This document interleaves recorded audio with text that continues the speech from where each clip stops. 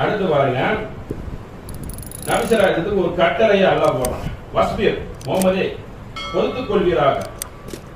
நஃப்ஸக மஅல்லதீன யதுஊன ரப்பஹும் bill கதாத்தி வல் அஷிய, காலையிலும் மாலையிலையும் இறைவனை நினைப்பீராக. நினைத்துக் கொண்டு யுரீதூன வஜ்ஹூலில் தஅது ஐனக அன்ஹும், சொகுசாக திரிகிறார்களே, அங்கே உன் கண் பார்வையை ஐனக அங்கே செலுத்தி விடாத. அவங்களும் அப்படிதான் இருப்பாங்க, நான் தான் வச்சிருக்கிறேன். நபிகள் நாயகத்துக்கு கட்டளையை அல்லாஹ் போடுகிறான் 18வது சூறாவில் கஹஃப்ல. அங்க ஐன கண்ணை அங்கே செலுத்தாத. துரீது ஜீனத்துல் ஹயாத்தித் துன்யா, உலக வாழ்க்கை கவர்ச்சியானது, கண்ணை அங்க போய் செலுத்திடாத. வலா துஜிகு மினல் ஆஃபல்னா கல்புஹு அன் திக்ரினா வத்தபஹு ஹவானா, அதாவது உங்களுடைய இதுக்கு கட்டுப்பட்டு இருக்கிறார்களே, உன்னிடம் சிறகை தாழ்த்துகிறார்களே, அவரிடம் நீனும் சிறகை தாழ்த்திக்கொள். கொஞ்சம் முன்னாடி வாங்க, இடையில அது முன்னாடி வரும்.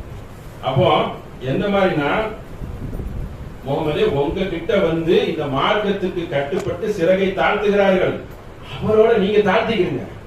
உலக வாழ்க்கையில திரிகிறார்களே, அதை பார்த்து ஏமாற்றம் அடைய வேண்டாம், அவனுக்கு நீங்கள் கட்டுப்படாதீர்கள்.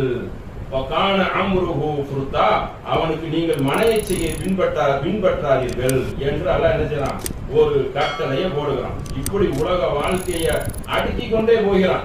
அடுத்து சொல்கிறான், அல் மாலு வல் பனூன வஸீனத்துல் ஹயாத்தித் துன்யா, உங்களுக்கு பிள்ளைகளும் உங்களுக்கு செல்வமும் என்னது, ஒரு கவர்ச்சி. ஜீனத்து ஹயாத்துத் துன்யா, ஒரே துனியாவோட வந்துட்டாலே பிள்ளைகளா, அது உங்களுக்கு சோதனை தான்.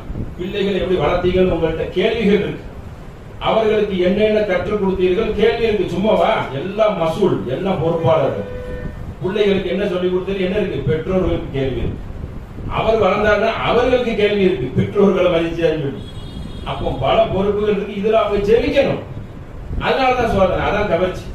சும்மா பெற்று அதை விட்டுட்டா மட்டும் போதாது, அதுல பல பணிகள் இருக்கிறது, அனைத்துக்கும் கேள்விகள் இருக்கிறது என்பதையெல்லாம் என்ன செய்யணும், கவனத்தில் கொண்டிருக்கணும். அதனால நாம இந்த உலகமா மறுமையா என்று கேள்வி வந்துட்டா நம்ம எதை தேர்ந்தெடுத்துறோம், மறுமை தான்.